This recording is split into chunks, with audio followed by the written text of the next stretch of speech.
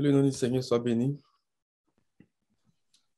Nous continuons notre étude autour du thème tiré des versets 19 et 20 du chapitre 1 d'Apocalypse, que nous regardons à la lumière des 3 premiers versets du chapitre 1.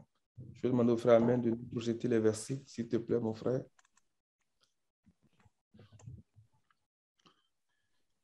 Apocalypse 1, 19 à 20. Écris donc les choses que tu as vues et celles qui sont et celles qui doivent arriver après elles. Le mystère des 7 étoiles que tu as vues dans ma main droite et des 7 chandeliers d'or. Les 7 étoiles sont les anges des 7 églises et les 7 chandeliers sont les 7 églises. Alléluia. Et puis on peut lire aussi l'autre passage du chapitre 1. Merci. Ce livre dévoile les secrets que Dieu a confiés à Jésus-Christ pour qu'il les transmette à ses serviteurs et leur annonce les événements qui doivent arriver bientôt de façon soudaine et inattendue. Par l'intermédiaire de son ange, Jésus-Christ les a communiqués par signes et symboles à son serviteur Jean. Celui-ci a noté tout ce qu'il a vu en témoin oculaire fidèle. Il atteste la vérité de ce qu'il rapporte, à savoir la parole de Dieu et le témoignage rendu à Jésus-Christ. Amen. Verset 3, s'il te plaît. Heureux celui qui donnera lecture des paroles de cette prophétie. Heureux ceux qui les entendront, s'ils retiennent ce qui est consigné dans cet écrit et y obéissent, car l'heure de l'accomplissement est proche. Alléluia. Que le nom du Seigneur soit béni. Et comme le verset le dit, le verset 1 qui dit que la révélation que Jean a reçue, le Seigneur la lui a communiquée par des signes et symboles. Et nous considérons les 3 signes évidents que nous avons lorsque nous parcourons le livre de la Révélation. Donc, dans le chapitre 12, nous avons 2 signes. Donc, le premier signe qui est un grand signe et l'autre signe aussi dans le même chapitre, à partir du verset 3. Et l'autre grand signe que nous trouvons dans le chapitre 15. Ça, ce sont les 3 signes évidents que nous avons, que lorsque nous lisons, nous voyons tout de suite. Et c'est ce que nous sommes en train de regarder ces derniers temps. Et les dimanches passés, nous avions regardé le premier signe dans le chapitre 12 et nous avons compris que ce signe a été donné, n'est-ce pas, par le Seigneur pour nous montrer quelque chose qui concerne le tabernacle, quelque chose qui concerne le sanctuaire que le Seigneur a toujours voulu. Parce qu'il a dit qu'il me ferait un sanctuaire, je marcherai, j'habiterai au milieu d'eux. Mais il y a une analogie très forte qui est faite avec l'Église. En ce sens que lorsque Ésaïe prophétisait, il a dit, le Seigneur lui-même vous donnera un signe. La vierge sera enceinte et elle mettra au monde un fils. Et on l'appellera Emmanuel. Mais lorsque nous voyons ce récit-là dans les évangiles, le nom qui a été donné au départ, ça a été le nom de Jésus, qui dit le Seigneur, l'Éternel sauve, donc pour annoncer le plan de rédemption, le plan de salut, comment le Seigneur vient révéler le salut, rendre le salut accessible à toute l'humanité. Et dans le chapitre 21 d'Apocalypse, nous voyons que nous avons là la mention, j'ai envie de dire très exacte, de la prophétie d'Ésaïe qui dit que voici le tabernacle de Dieu parmi les hommes. Dieu sera avec eux. Amen. Donc, il rejoint la définition du nom prophétique que Ésaïe avait annoncé. Et la grandeur de ce signe vient justement de l'enfant qui a été mis au monde. En ce sens qu'il est devenu grand par la puissance de la résurrection. Il est devenu grand parce que Dieu l'a souverainement élevé au-dessus de tout nom, au-dessus de toute domination, au-dessus de toute autorité. Et cette élévation traduit pour nous comment le Seigneur vient et il nous prend dans notre humanité et nous élève dans la plénitude de la divinité. La plénitude de Dieu, c'est la divinité. Alléluia. Et nous avions regardé autour de ce grand signe-là aussi l'enseignement que le Seigneur voulait nous donner à travers la description du vêtement de cette dame-là, de cette femme-là. Parce que le verset dit qu'elle était enveloppée du soleil. Dans d'autres versions, c'est traduit par « elle était habillée du soleil ». Et nous avons fait le lien avec l'épisode de la transfiguration. Amen. Aujourd'hui, nous allons regarder un autre élément. J'avais à cœur de parler des 2 messagers, Amen, que nous avons vus dans Malachie chapitre 3. Mais avant de parler de cela, j'ai à cœur que nous regardions un détail aussi que le Seigneur a mis sur mon cœur. Dans le verset 1, il dit que la lune sous les pieds et une couronne de 12 étoiles sur la tête. La lune sous les pieds. C'est venu me chercher pendant que je méditais et je voudrais mettre sous nos yeux ce matin une image assez forte que nous voyons dans l'Ancien Testament qui nous parle un peu de ce que ça signifie avoir quelque chose sous les pieds. Amen. Mais avant ça, je propose qu'on regarde un verset dans Cantique des Cantiques, chapitre 6, verset 10. Frère Amen, tu peux nous aider? Cantique des Cantiques, chapitre 6, le verset 10. Qui est celle qui apparaît comme l'aurore, belle comme la lune, pure comme le soleil, mais terrible comme des troupes sous le bannière? Alléluia. Est-ce que tu as une autre version? Qui est celle qui apparaît? Mais dans sa beauté, l'Ecclésiaste nous dit qu'elle est terrible. Le Seigneur nous rend terribles, les amis. Lorsqu'il nous élève dans la plénitude de la divinité, nous sommes terribles. Alléluia. Nous sommes tranchants. Ce grand signe est tranchant. Ce grand signe est terrible. Amen. Tu peux regarder quelques versions. Oui, la version second 21. Qui est celle qui apparaît pareille à l'aurore, aussi belle que la lune, aussi pure que le soleil, aussi majestueuse que des troupes sous leur étendard? Alléluia. Donc ce grand signe nous révèle la beauté de cette femme, nous révèle la splendeur de cette femme, nous révèle la pureté de cette femme, mais nous dit aussi qu'elle est terrible, au sens qu'elle est puissante. Elle est puissante, elle est terrible. Alléluia. Elle est terrible comme une armée. Que le nom du Seigneur soit béni. Et je voudrais qu'on considère une image, comme je le disais tantôt, qui va nous aider à faire du chemin ce matin. Dans Exode 24, le verset 10. Tu peux lire le verset 9 au verset 10. On va le lire dans deux versions. Mais l'autre version, on va le lire dans la version que je t'ai partagée ce matin. La Bible hébraïque, là. Tu peux lire, mon frère, vas-y. Ok, Exode 24, verset 9 à 10. Mais le verset 10 que nous cherchons. Moïse monta avec Aaron, Nadab et Abihu et 70 anciens d'Israël. Ils virent le Dieu d'Israël sous ses pieds. C'était comme un ouvrage de saphir transparent, comme le ciel lui-même dans sa pureté. Alléluia. Ils virent le Dieu d'Israël sous ses pieds. C'était comme un ouvrage de saphir transparent, comme le ciel lui-même dans sa pureté.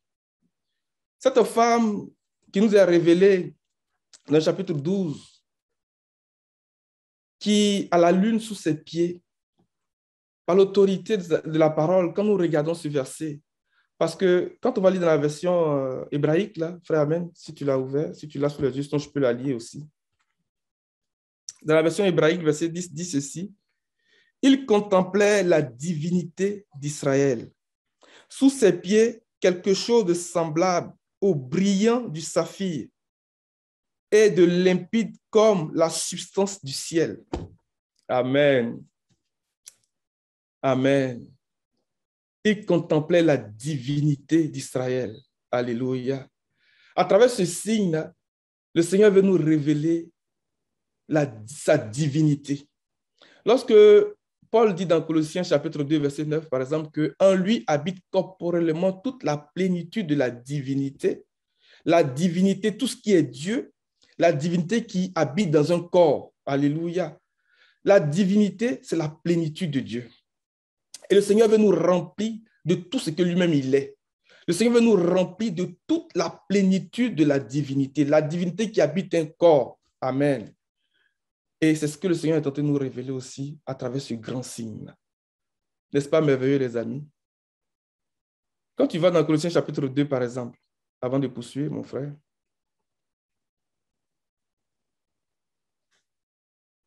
Colossiens 2, verset 9, on va regarder dans le Strong pour aller chercher la définition de la divinité.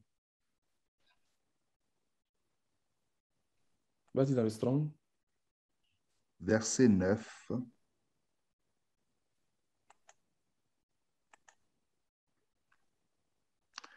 Divinité, déité, l'état d'être Dieu. Divinité. L'état d'être Dieu. Alléluia. C'est un état. Et nous voulons contempler la divinité du Seigneur.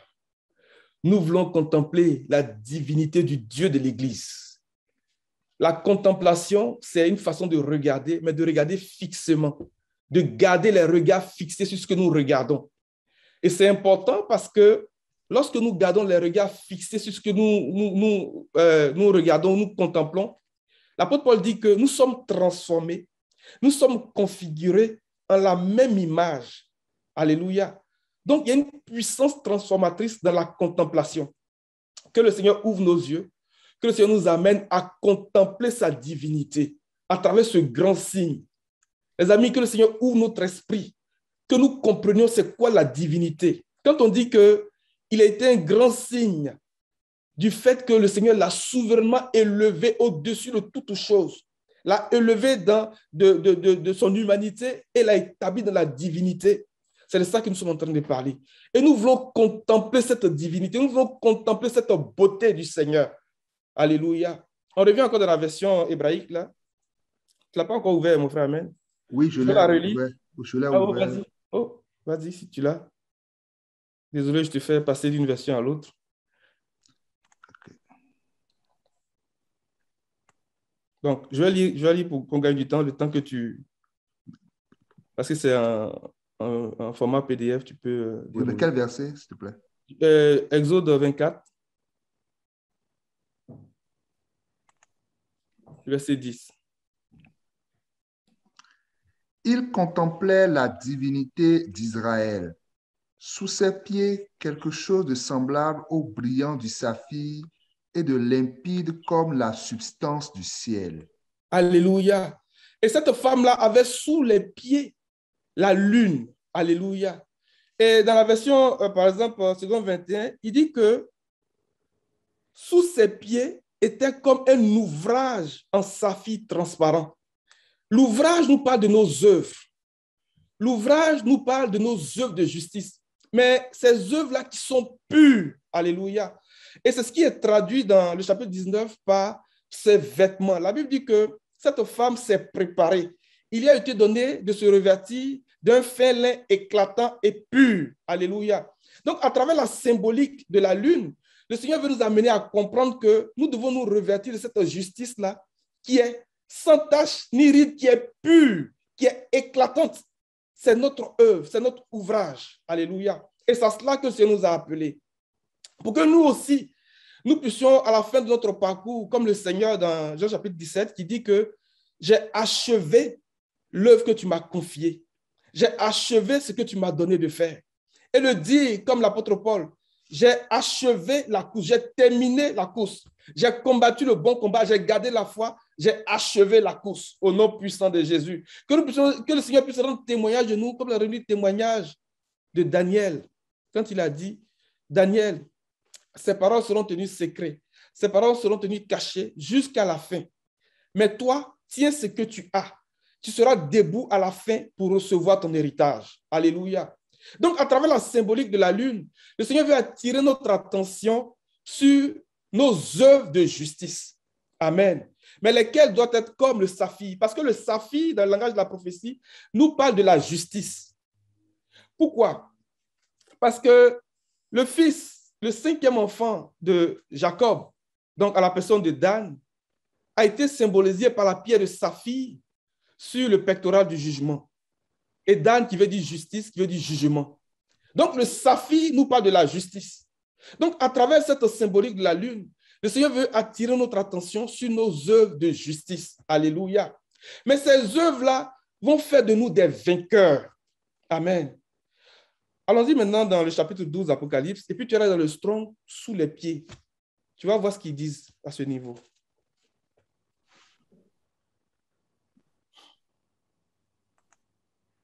Apocalypse 12, Strong.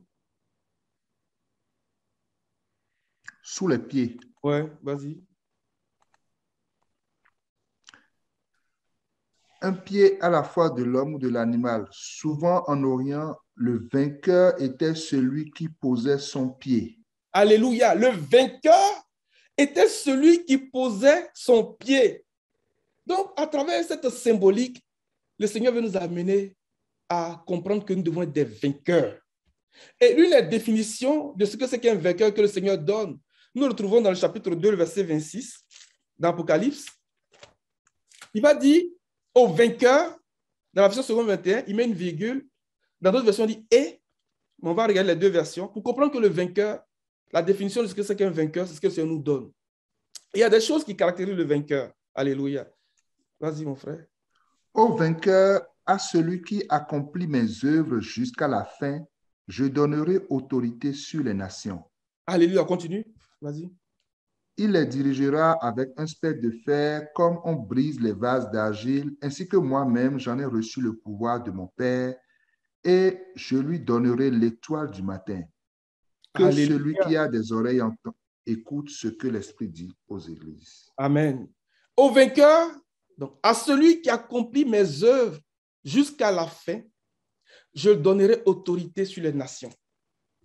À travers cette image, donc, nous pouvons dire que c'est la représentation, c'est l'image de cette église-là qui a achevé l'œuvre que le Père lui a donné d'accomplir, qui accomplit les œuvres du Seigneur jusqu'à la fin. Et il dit que je donnerai autorité. La couronne de 12 étoiles est la marque de l'autorité que le Seigneur nous donne lorsque nous achevons notre parcours, lorsque nous achevons l'œuvre que le Seigneur nous a donnée dans la justice. C'est la marque de l'autorité. Et 12, c'est le chiffre du gouvernement. C'est le symbole de la royauté, c'est le symbole du gouvernement. Mais lorsqu'on va dans Deutéronome chapitre 32, verset 8, la Bible dit quelque chose par rapport au chiffre 12.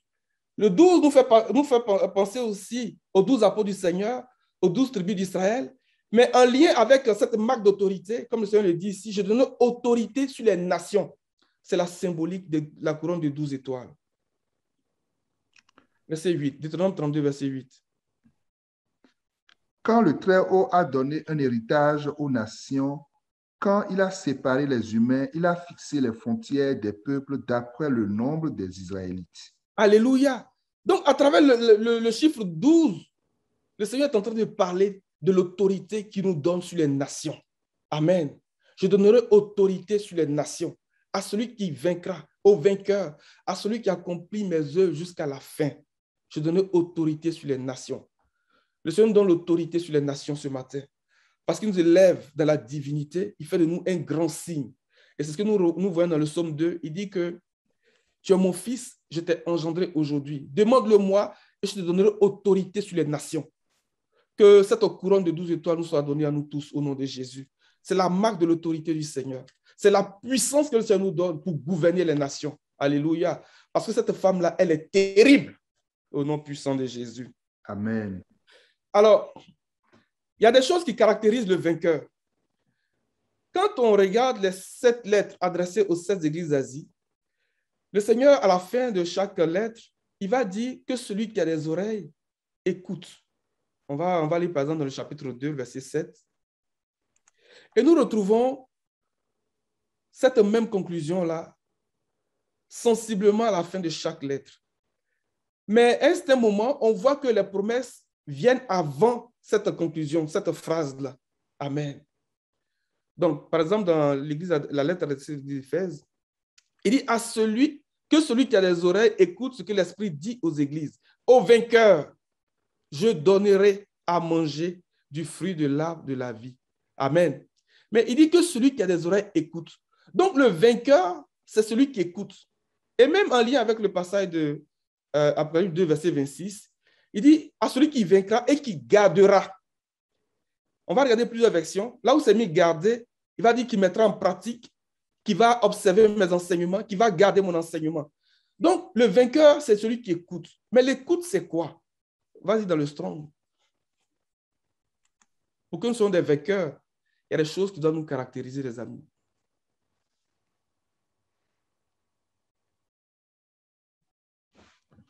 Que celui qui a des oreilles écoute. Entende. Que celui qui a des oreilles entende. Entende. Va regarder, entendre.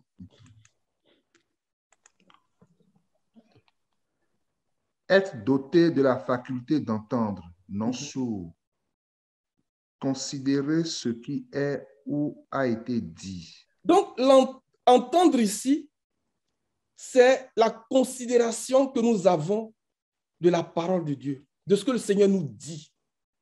Que celui qui a des oreilles écoute ou entende. Donc, doté de la faculté d'entendre, mais avoir de la considération pour la parole de Dieu. C'est très important. Comprendre, percevoir le sens de ce qui est dit. Une troisième définition, entendre quelque chose, percevoir par l'oreille ce qui est annoncé devant nous. Vous voyez, ce qui est annoncé. Quand Jean reçoit la révélation, il dit que le Seigneur le lui a donné pour montrer à ses serviteurs les choses qui doivent arriver bientôt. Apprendre par l'écoute. Quelque chose qui parvient à nos oreilles.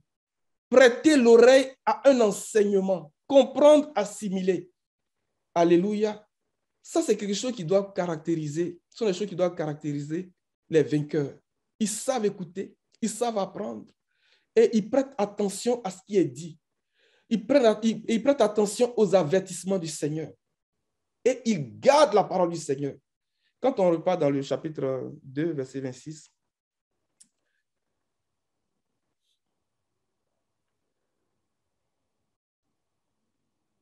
à celui qui vaincra et qui gardera. Donc, nous voyons que le vainqueur, c'est celui qui écoute, mais c'est aussi celui qui garde jusqu'à la fin. Mais ces deux expressions ensemble nous renvoient au verset 3 du chapitre 1. Donc, une définition du vainqueur, il dit que heureux celui qui lit, ceux qui entendent les paroles de la prophétie et qui la gardent. Tu peux lire le verset 3, chapitre 1.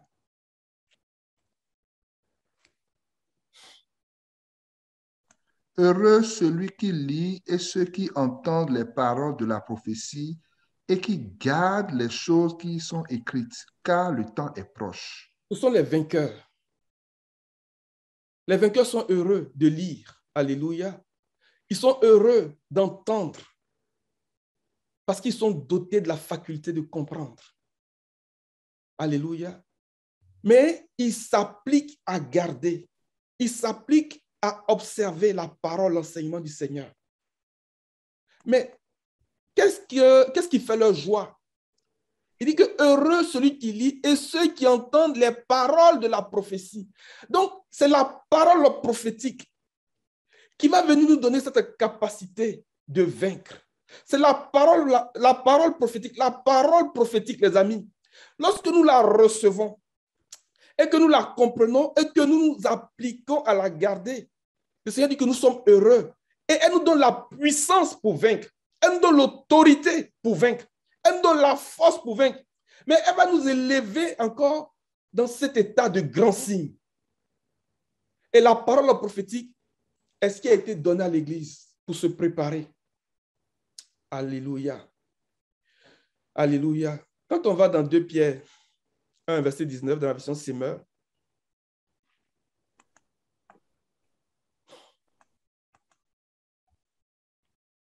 de Pierre 1, verset 19, dans la version Semeur.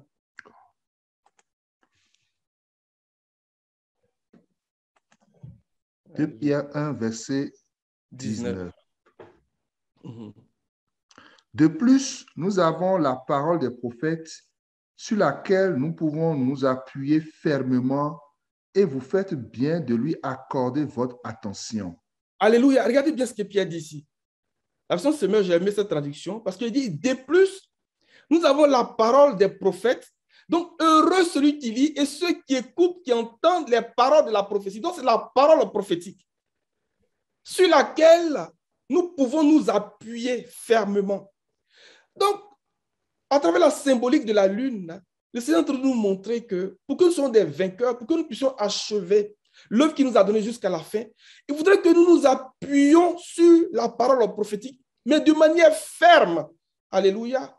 Il faudrait que nous soyons fermement appuyés sur la parole prophétique. En ce sens, la lune est une image de la parole prophétique.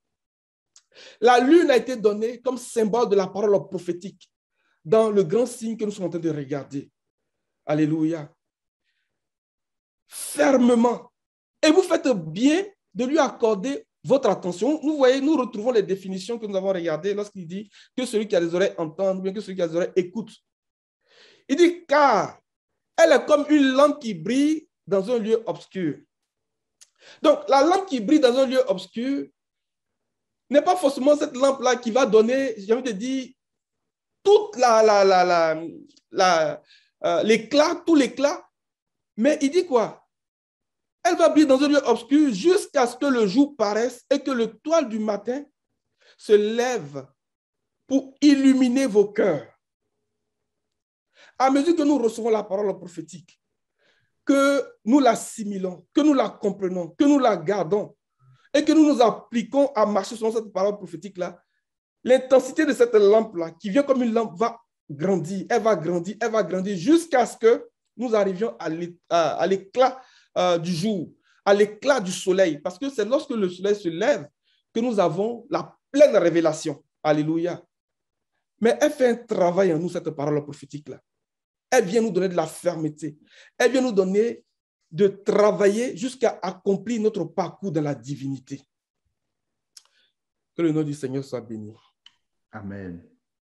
Que le nom du Seigneur soit béni. Nous allons regarder quelques versets encore pour attacher ces choses-là. Regardons rapidement le psaume 89, à partir du verset 37.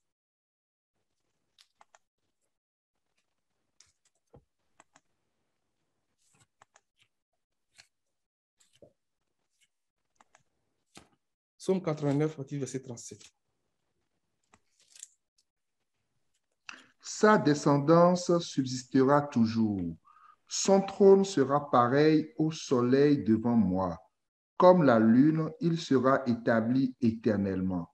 Alléluia. Comme la lune, il sera établi éternellement. Le Seigneur veut nous établir dans l'éternité. Il veut nous amener dans l'éternité. Il veut nous donner la vie éternelle. Il veut nous remplir de tout ce qui est Dieu. Il veut nous remplir de la plénitude de la divinité. La plénitude de Dieu, c'est la divinité. Alléluia. Il veut nous amener dans la divinité. Mais il veut que nous soyons établis comme la lune. Alléluia.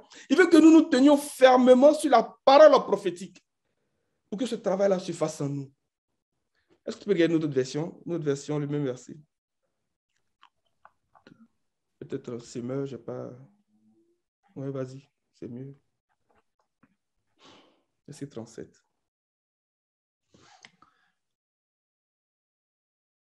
Sa lignée subsistera éternellement et son trône devant moi sera comme le soleil. Comme la lune a toujours, il se maintiendra. Là-haut, le témoin céleste en est le garant. Comme la lune, il se maintiendra. Nous voulons nous maintenir dans la parole prophétique. Nous voulons nous fixer fermement dans la parole prophétique pour pouvoir accomplir les œuvres de justice que le Seigneur nous a données. Alléluia. Parce que ces œuvres-là, il dit que c'est notre parure, c'est notre beauté. Ces œuvres-là, c'est notre justice. Alléluia. Maintenant, je voudrais que nous fassions une analogie entre les 7 lettres adressées aux 7 églises d'Asie et les paraboles que nous retrouvons dans Matthieu chapitre 13. Donc, les 7 paraboles. Pour dire que la première parabole, la parabole du semeur, nous parle de l'église d'Éphèse. La deuxième parabole, la parabole du blé et de l'ivraie, nous parle de l'église de Smyrne. La troisième parabole, la parabole du grain de sénévé, qui nous parle de l'église de Pergame. La quatrième parabole, donc la parabole de la femme qui a mélangé la pâte avec de la levure, nous parle de l'église de Thyatire. Alléluia. Et ainsi de suite, ainsi de suite. L'un des symboles que nous retrouvons dans le chapitre 2 d'Apocalypse, quand on regarde la lettre adressée à cette église d'Asie, c'est l'arbre de la vie qui nous évoque l'épisode du jardin d'Éden. Alléluia. Si vous voulez, la Genèse est comme la semence que le Seigneur a semée. Et lorsque nous venons dans le livre de la Révélation, nous voyons que cette plante a grandi et a fleuri. Alléluia. Nous voyons l'accomplissement de ce que le Seigneur a commencé dans la Genèse. Amen. L'église d'Éphèse est l'église apostolique. C'est l'église là où l'apôtre Paul dit, je vous ai révélé tout le conseil de Dieu sans rien en cacher. Alléluia. Et un détail que nous retrouvons dans la parabole du semeur, il dit que la quatrième terre est cette terre-là qui est profonde. Et cette terre-là qui reçoit la parole et avec joie et qui s'enracine, qui laisse sa parole là s'enraciner en elle et qui produit des fruits. Alléluia. Et qui produit des fruits avec des rapports de 30, de 60 et de 100 pour 1. Alléluia. L'église apostolique. Et Éphèse qui veut dire désirer. Et le Seigneur veut, et le Seigneur désire que nous soyons comme cette terre-là, qui reçoit la semence de Dieu, qui la garde, qui la met en pratique et qui porte du fruit. Au-delà des situations, au-delà des épreuves, au-delà des intempéries, au-delà des insécurités de la vie. Alléluia. Je vais faire un suivant rapide. Lorsque nous venons à l'église de Smyrne, et nous faisons le lien avec la parabole du blé et de l'ivraie, nous voyons que à l'église de Smyrne, le Seigneur nous parle de deux réalités. Il parle de ceux qui sont fidèles à lui, malgré les épreuves, malgré les souffrances. Mais il dit que dans cette église-là, il y a la synagogue de Satan. Alléluia. La synagogue de Satan, ce sont les fils du malin que nous trouvons dans la parabole du blé et de l'ivraie. Amen. Et la présence de ces personnes, parce que l'église de Smyrne, c'était l'église qui a été persécutée. C'était l'époque de la persécution. Non seulement de la part de ceux qui se disaient chrétiens, mais aussi de la part des autorités romaines. Donc, il y avait deux niveaux de persécution. Donc, de l'intérieur et puis de l'extérieur. La parabole du blé et de l'ivraie. Lorsque nous venons à l'église de Pergame, l'église du mélange. Donc, dans Matthieu 13, il nous parle du royaume de Dieu qui est comme ce grain de sénévé, qui, lorsqu'il est mis en terre, il pousse, il devient un gros arbre, et tous les oiseaux viennent faire un nid dans ses branches. C'est le mélange. Les oiseaux nous parlent des fils du malin. Et nous voyons qu'à l'église de Pergame, il y avait un mélange. Donc, de la doctrine du Seigneur, et à un moment donné, il y a eu la doctrine de Balaam, des Nicolaïtes, alléluia, qui enseignait aux enfants d'Israël à manger de la viande sacrifiée aux idoles. Donc, l'église du mélange. Et à travers ces choses-là, lorsque le Seigneur dit à chacune de ces églises, à celui qui vaincra, que celui qui a les oreilles écoute, et à celui qui vaincra. Parce que le diable va venir d'abord, à travers l'église d'Éphèse, par la séduction, pour amener le peuple à se détourner. Tu as abandonné ton premier amour. Donc, les gens vont introduire des doctrines pernicieuses de manière sournoise, donc pour commencer à amener les gens à se détourner du Seigneur. Et le Seigneur nous demande de vaincre. Le Seigneur nous demande de vaincre. Il dit à celui qui vaincra, à celui qui va garder fermement sa position, à celui qui va s'attacher fermement à la parole prophétique et ne pas abandonner le Seigneur. Amen. À l'église de Smyrne, la persécution est une arme que l'ennemi va utiliser. La persécution est une arme que l'ennemi va utiliser pour amener plusieurs à se refroidir, pour amener plusieurs à abandonner la foi, pour amener plusieurs à renoncer au Seigneur. Soyons vigilants. Soyons vigilants vraiment. Que le Seigneur nous affermisse dans la vérité de l'Évangile. Que le Seigneur nous affermisse dans la vérité de la parole prophétique. Pour ne pas que nous abandonnions la foi. Amen. Et à l'église de Pergame, ce que l'ennemi va faire pour amener les gens à se refroidir, il va introduire le mélange. Il va introduire l'ivraie. Il va introduire la mauvaise sémence, les mauvaises doctrines. Ce sont les œuvres du malin pour amener l'Église à se refroidir et à abandonner le Seigneur. Mais le Seigneur veut que nous soyons fermes. Le Seigneur veut que nous ayons nos pieds sur la lune pour accomplir les œuvres du Seigneur. Alléluia. Parce que les œuvres du Seigneur vont se résumer à quoi? Au travail, à l'œuvre de la foi, au travail de l'amour et à la fermeté de l'espérance. Amen. Quand on vient au niveau de l'église de Thyatire, l'église de Thyatire, quand on fait l'analogie avec la parabole dans Matthieu 13 qui nous parle de la femme qui a mélangé, on n'a pas le temps de lire tous ces passages-là parce que le temps est en train d'avancer. Vous voyez qu'on nous parle de Jézabel qui enseigne aux serviteurs de Dieu à manger de la viande sacrifiée aux idoles. Il dit, tu laisses faire cette femme Jézabel. c'est le mélange. Alléluia. Elle vient mélanger la parole du Seigneur, vient mélanger les choses saintes avec l'ivraie, avec la malice, avec le levain des pharisiens. Mais qu'est-ce que le Seigneur nous a dit? Il dit que nous sommes une Pâque nouvelle. Alléluia. Et il nous invite à célébrer la Pâque, non avec du vieux levain, le levain de la malice et de la fausseté, mais avec le levain, avec la pureté, la sainteté, dans 1 Corinthiens chapitre 5. Amen. Et lorsque nous arrivons à l'église de Sardes, il reste les trois dernières paraboles dans Matthieu 13. Donc, la parabole du trésor caché dans le champ, la parabole de la belle perle et la parabole du filet jeté dans la mer.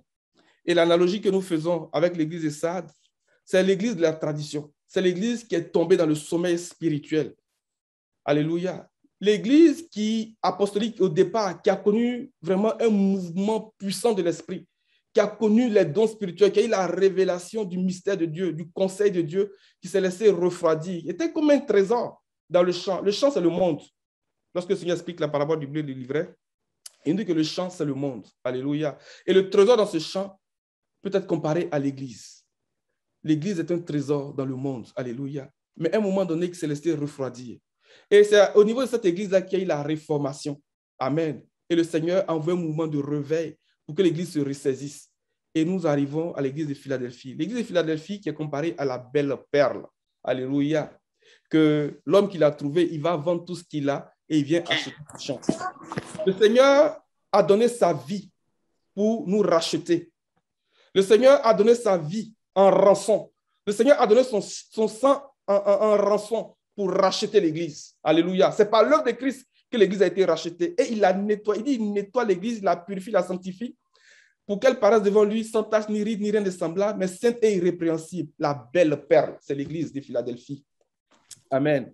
Et quand on arrive à la dernière parabole, le filet jeté dans la mer, qui rapporte toutes sortes de poissons. Donc, nous voyons l'image de l'église de Laodicée. L'église de Laodicée, c'est l'église qui est comme la mer aujourd'hui, où il y a toutes sortes de chrétiens. C'est la chrétienté. Il y a un mélange de tout. Il y a des vrais chrétiens, comme il y a des faux chrétiens. Ils sont dans la grande assemblée, ils se réclament du Seigneur, ils portent le nom de chrétiens, mais en réalité, ils ne sont pas vraiment convertis. L'église de Laodicée. Donc, le lien avec la dernière parabole de Matthieu chapitre 13. Et un autre indice aussi qui nous renvoie qui nous fait cette analogie-là. Lorsque nous voyons dans Matthieu chapitre 13, le Seigneur parlait de ces paraboles, il dit que celui qui a des oreilles entende. Alléluia. Mais là, il ne dit pas ce que l'Esprit dit aux églises. Parce que dans le chapitre 12, lorsqu'ils sont venus lui dire, ta mère et tes frères sont dehors et te cherchent, il a dit, qui est mon frère? Qui est ma mère? S'il dit, celui-là seul qui fait la volonté de mon Père, celui-là est mon frère, celui-là est ma soeur. Nous voyons la bénédiction de Lévi. Lévi ne connaît ni père ni mère. Alléluia. Nous voyons cette bénédiction-là. Mais pourquoi? C'est à partir de cet instant que le Seigneur va commencer à s'adresser aux nations. Il va commencer à annoncer le travail qui va être fait au niveau des nations. Amen. Et c'est par le Saint-Esprit que l'Évangile a touché les nations et que nous, aujourd'hui, nous avons reçu l'Évangile. Amen. Que celui qui a des oreilles entende. Mais dans chacune de ces lettres, il dit que celui qui a des oreilles écoute ce que l'Esprit dit aux églises. Alléluia. Que le nom du Seigneur soit béni. Que le Seigneur soit béni. Et lorsque le Seigneur fait des reproches aux églises, il dit que réponds-toi. Et nous retrouvons là le travail que Jean-Baptiste est venu pour accomplir. Parce que Jean-Baptiste, il prêchait le message de la repentance. Alléluia.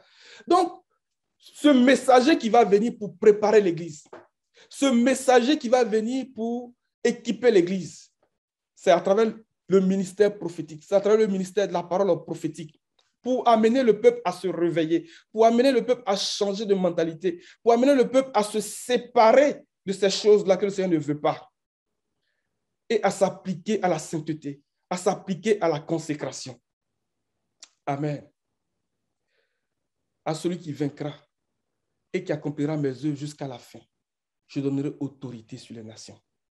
Mais pour que cela soit possible, il faut que nous soyons heureux de lire, que nous soyons heureux d'écouter, que nous soyons heureux de garder la parole du Seigneur, de garder la parole prophétique. Parce que c'est ce que le Seigneur nous donne pour nous préparer. C'est ce que le Seigneur nous donne pour nous affermir dans la vérité de l'Évangile. Alléluia. Que le nom du Seigneur soit béni. Nous allons regarder quelque chose au sujet de Jean-Baptiste qui est venu comme le messager qui avait été annoncé et nous allons faire des analogies. Dans Jean chapitre 1,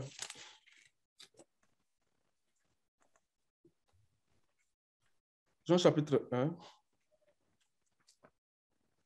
lorsque les pharisiens avaient envoyé des hommes pour lui demander « Mais qui es-tu »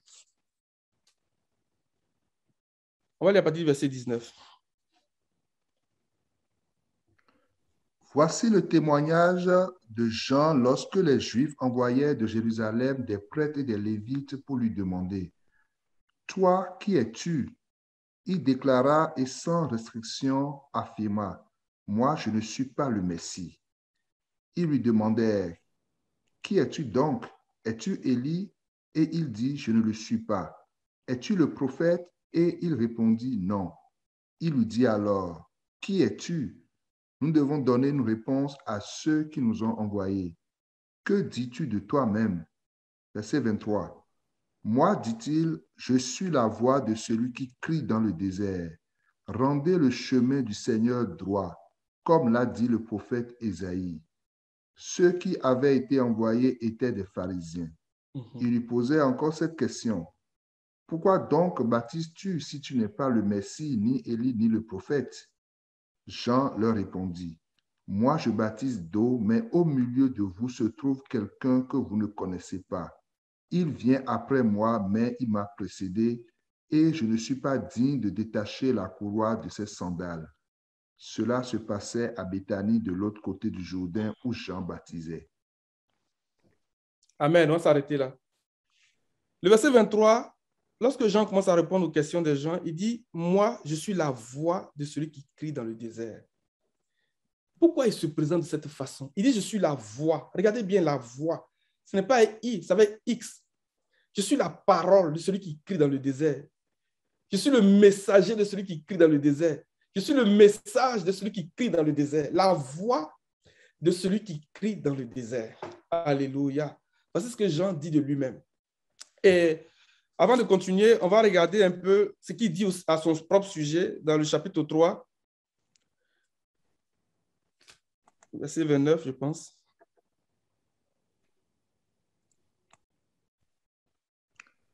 Celui qui a la mariée, c'est le marié. Mais l'ami du marié qui se tient là et qui l'entend éprouve une grande joie à cause de la voix du marié. Ainsi donc, cette joie qui est la mienne est parfaite. Alléluia. Jean se présente encore comme l'ami du marié. Il est la voix de celui qui crie dans le désert et il est l'ami du marié. Quand tu regardes dans le Strong, ami du marié, qu'est-ce que ça veut dire? Vous allez voir l'importance de la parole prophétique avant qu'on ne revienne sur le passage.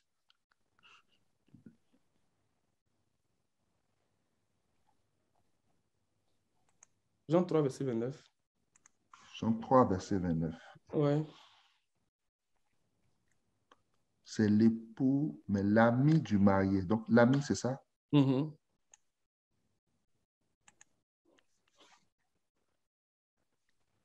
Ami, être lié d'amitié avec quelqu'un, lui vouloir du bien. Un ami, un associé. Celui qui est associé familièrement avec quelqu'un. Un compagnon. Un des amis du fiancé qui est chargé de demander la main de la fiancée et qui rend divers services pendant la cérémonie du mariage et la célébration. Alléluia. Que le nom du Seigneur soit béni. Amen. Regardez ce que Jean est en train de dire. Il dit que je suis l'ami du marié. Mais l'ami du marié, il fait quoi? C'est ça qu'il est en train de dire ici. Il dit qu'un des amis du fiancé qui est chargé de demander la main de la fiancée. Alléluia. Alléluia. Il est chargé de demander la main de la fiancée et qui rend divers services pendant la cérémonie du mariage et la célébration des noces. Donc, ce n'est pas n'importe qui, les amis. Ce n'est pas n'importe qui. La parole prophétique, ce n'est pas n'importe quoi, les amis. La parole prophétique, là, ce n'est pas n'importe quoi. Lorsque nous recevons, nous entendons la parole prophétique, lorsque nous la gardons, Lorsque nous nous attachons à cette parole-là, lorsque nous demeurons fermement attachés à cette parole-là, il dit c'est comme si nous rentrons dans les fiançailles. Alléluia. Nous rentrons dans les fiançailles. Et pendant que nous sommes dans les fiançailles, elle va nous entretenir. Elle va nous préparer jusqu'à la célébration. Et même pendant la célébration, il va s'assurer qu'il ne manque pas de vin, il ne manque rien.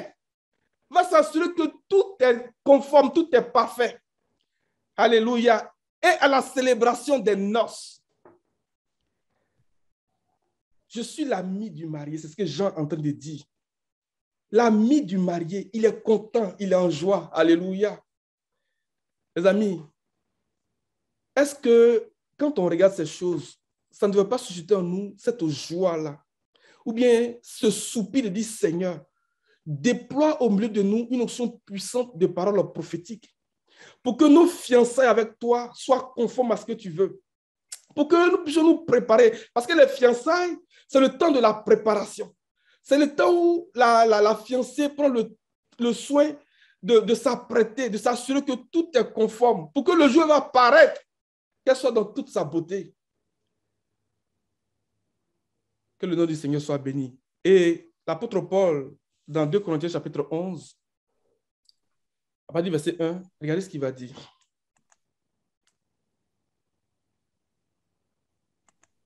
« 2 Corinthiens chapitre 11, à partir du verset 1. Si seulement vous pouviez supporter de ma part un peu de folie, mais oui, supportez-moi. En effet, je suis jaloux de vous, de la jalousie de Dieu, parce que je vous ai fiancé à un seul époux pour vous présenter à Christ comme une vierge pure. » C'est aussi ce que Paul dit de lui-même. Je vous ai fiancé à un seul époux pour vous présenter à Christ comme une vierge pure. La parole prophétique qui vient demander la main de la fiancée, qui s'assure qu'elle se prépare comme il faut. Alléluia. Et qui rend divers services pendant la cérémonie des noces. Oh, nous voulons nous laisser enseigner, nous voulons nous laisser instruire, nous voulons nous laisser préparer par la puissance de la parole prophétique. Et la parole prophétique vient ici comme un dispensateur, comme un intendant qui nous donne la nourriture du temps convenable, un intendant qui nous donne la subsistance nécessaire pour notre pureté, pour notre sanctification, pour notre consécration, à l'image des gays que nous voyons dans l'histoire d'Esther. Alléluia. Jean dit que je suis la voix de celui qui crie dans le désert.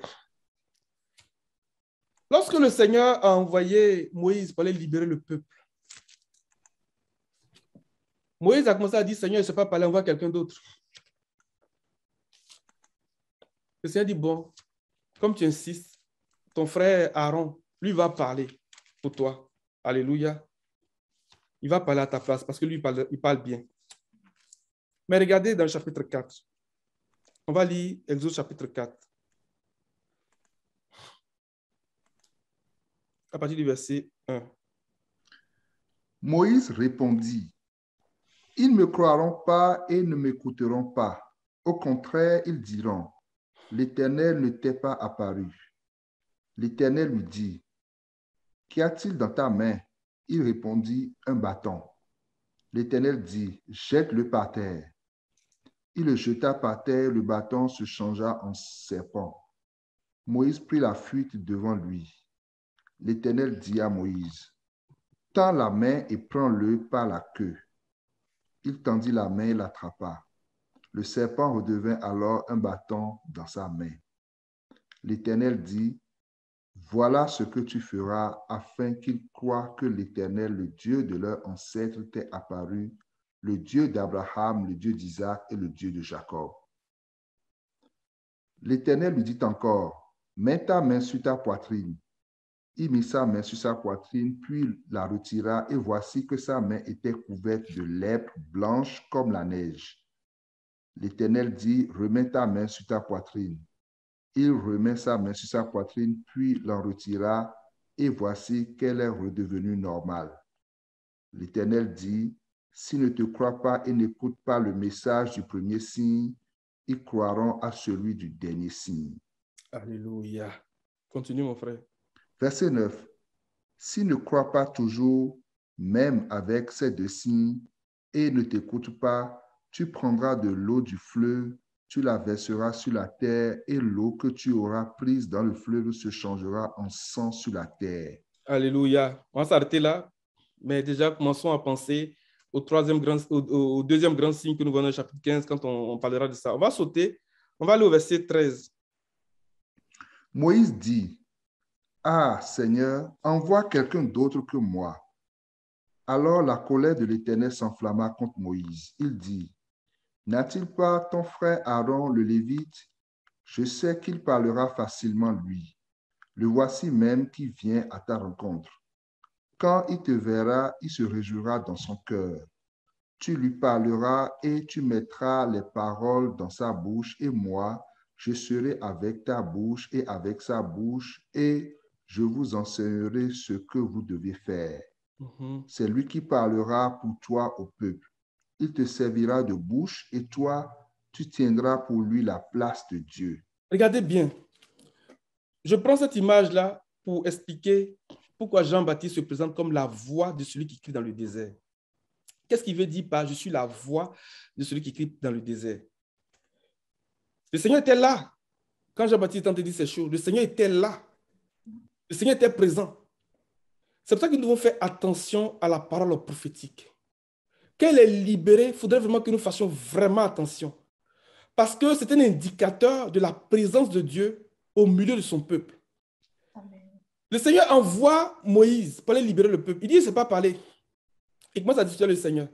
Le Seigneur dit, bon, ton frère Aaron, lui parle bien, il va parler à ta place. Mais regardez ce que le Seigneur dit à partir du verset 15, verset 16. Lui, tu lui parleras, tu mettras les paroles dans sa bouche. Et moi, je serai avec ta bouche et avec sa bouche. Et je vous enseignerai ce que vous devrez faire. Verset 16. C'est lui qui parlera pour toi au peuple. Il te servira de bouche et toi, tu tiendras pour lui la place de Dieu. Regardez bien. Quand on va dans le chapitre 7, l'Éternel dit encore à Moïse, regarde, je te fais Dieu pour Pharaon et ton frère Aaron, ton prophète. Donc, la bouche là, Aaron qui devait servir de bouche à Moïse là, il tente de dire que Aaron est un prophète. Mais il dit quoi? Il te servira de bouche. Et puis toi, Moïse, tu tiendras la place de Dieu. Il dit, je te fais Dieu pour Pharaon. Jean-Baptiste est en train de dire, je suis la bouche du maître. Je suis la bouche du Seigneur. Mais la bouche est là. Lui-même, il est où? Il n'est pas loin. Il est là, les amis. Est-ce que nous comprenons ce qui se passe? La parole prophétique est la bouche du Seigneur. La parole prophétique est la bouche du Seigneur. C'est ça que je suis en train de dire, les amis. Amen. La parole prophétique est la bouche du Seigneur. Le Seigneur dit, Aaron va parler à ta place. Je mettrai mes paroles dans ta bouche et dans sa bouche. Et il te servira de bouche. Donc Jean-Baptiste est en train de dire, je sers de bouche au Seigneur. Alléluia. La parole prophétique est la bouche du Seigneur. Mais lorsque le Seigneur parle, c'est la vie. Lorsque le Seigneur parle, c'est la guérison. Lorsque le Seigneur parle, il nous communique ce que lui-même il est. Alléluia. Que la bouche du Seigneur parle pour chacun de nous en ce matin. Dans ce contexte où le peuple devait sortir de 430 années d'esclavage, il fallait que la bouche du Seigneur parle. Et le Seigneur veut parler pour chacun de nous. Le Seigneur veut parler sur la situation de chacun de nous. C'est pour ça que la parole prophétique est puissante. Lorsque le Seigneur nous donne une parole, que nous la proclamons, souvenez-vous d'Ézéchiel. Il dit, est-ce que tu penses que ces eaux peuvent revivre? Est-ce que tu penses que ce peuple-là peut sortir de l'esclavage? 430 ans. Il dit, Seigneur, tu le sais. En tout cas, il a répondu un homme sensé. Parce que Paul dit, si tu réponds autrement, tu es insensé. Le Seigneur lui dit, parle à ces ossements. Que le Seigneur mette ses paroles dans nos bouches, les amis. Que nous puissions proclamer la parole du Seigneur. Que nous puissions prononcer les paroles du Seigneur aux ossements desséchés, aux situations de captivité, aux situations de péché, aux situations difficiles. Il te servira de bouche. Et je te fais Dieu pour Pharaon. Le Seigneur s'est investi en Moïse. Dans notre version, il va te dire, je fais de toi Dieu. Le Seigneur s'est investi en Moïse. Le Seigneur nous remplit de ce que lui-même il est, de la plénitude de la divinité. Et nous parlons, nous proclamons les oracles du Seigneur. Jean-Baptiste a dit, je suis la voix de celui qui crie dans le désert. Donc, ce messager qui vient pour préparer la voie du Seigneur, comme on l'a vu dans Apocalypse chapitre 19, le verset 7, c'est la bouche du Seigneur, c'est la parole prophétique. C'est cette parole-là que nous avons besoin d'entendre, les amis, pour nous préparer. C'est cette parole-là que nous avons besoin de garder, pour nous affermir dans l'Évangile, pour nous affermir dans la parole du Seigneur.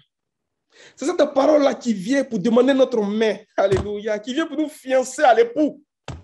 C'est cette parole-là qui vient pour s'assurer que tout est conforme.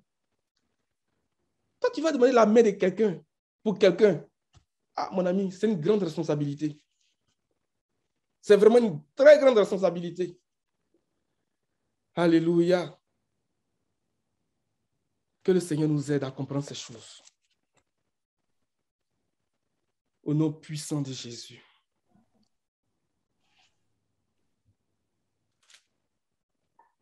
Le prophète, c'est le porte-parole du Seigneur. Le prophète, c'est le porte-parole du Seigneur. Et lorsque le Seigneur va parler de Jean-Baptiste, il dit, mais qu'est-ce que vous allez voir au désert? Qu'est-ce que vous allez chercher? Dans Matthieu chapitre 11, il dit, je vous dis, plus qu'un prophète, plus qu'un prophète, c'est plus qu'un prophète, les amis. Il dit, de tous ceux qui sont nés des femmes, il n'y a pas plus grand que Jean-Baptiste. Il dit, et plus qu'un prophète. On va aller dans Matthieu chapitre 11, mon frère. On va lire ces quelques versets, et puis je vais m'arrêter. Et quand on va commencer à aborder le sujet des deux messagers, je pense que le Seigneur nous fait grâce. Matthieu chapitre 11.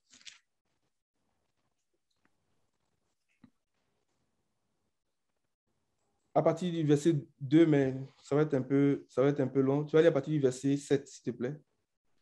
Et puis après, on va lire Jean chapitre 5, verset 35. Vous allez voir le lien que nous faisons entre le messager, le premier messager et la symbolique de la lune. Et puis je vais m'arrêter là pour ce matin, parce qu'il est déjà midi passé. Comme il s'en allait, Jésus se mit à dire à la foule au sujet de Jean, « Qu'êtes-vous allé voir au désert? Un roseau agité par le vent? Mais qu'êtes-vous allé voir? Un homme habillé de tenues élégantes?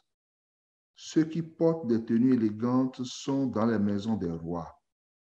Qu'êtes-vous donc allé voir? Un prophète? Oui, je vous le dis, et plus qu'un prophète. Car c'est celui à propos duquel il est écrit, « Voici, j'envoie mon messager devant toi pour te préparer le chemin. » Alléluia. Continue, mon frère. Je vous le dis en vérité, parmi ceux qui sont nés de femmes, il n'est venu personne de plus grand que Jean-Baptiste.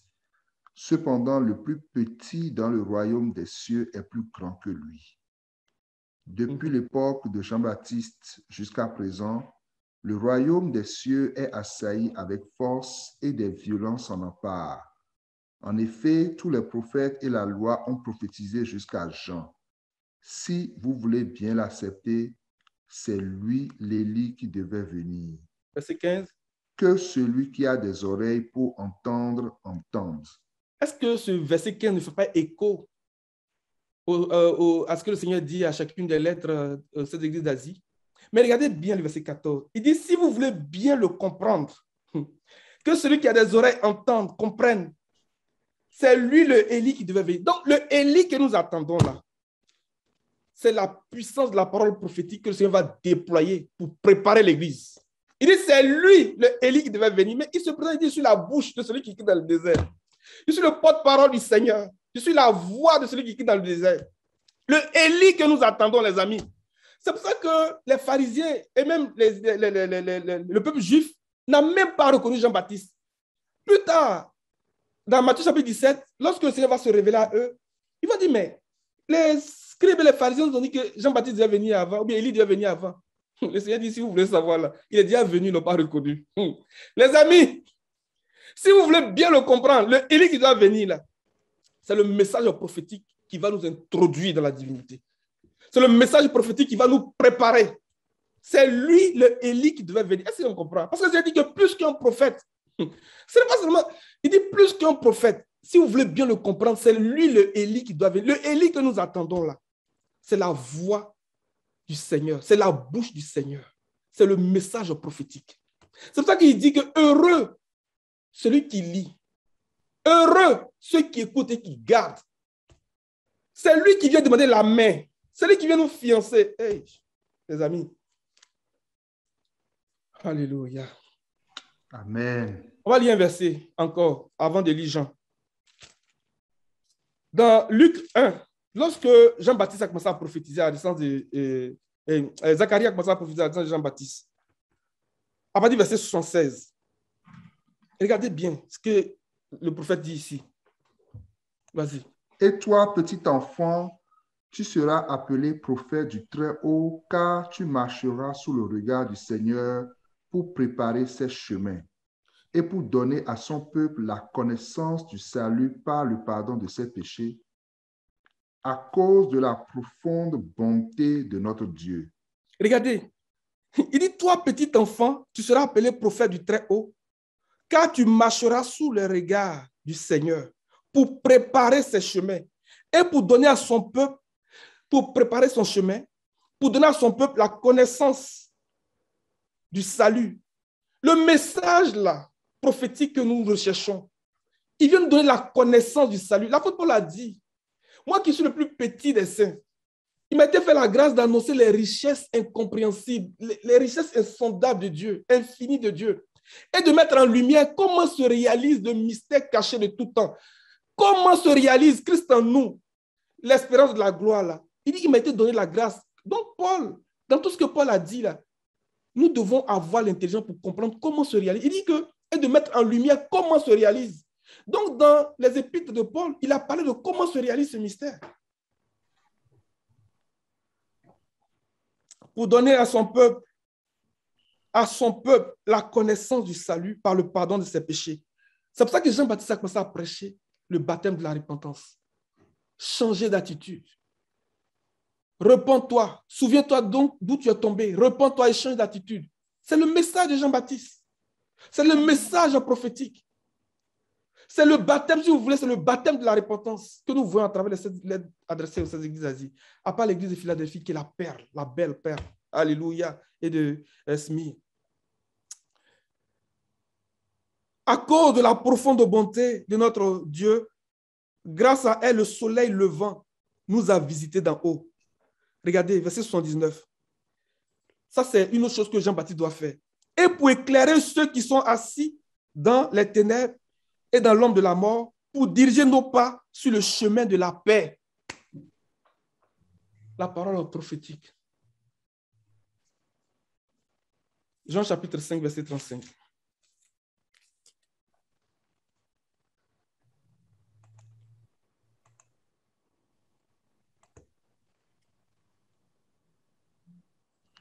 Jean était la lampe qui brûle et qui brille, et vous avez voulu vous réjouir une heure à sa lumière.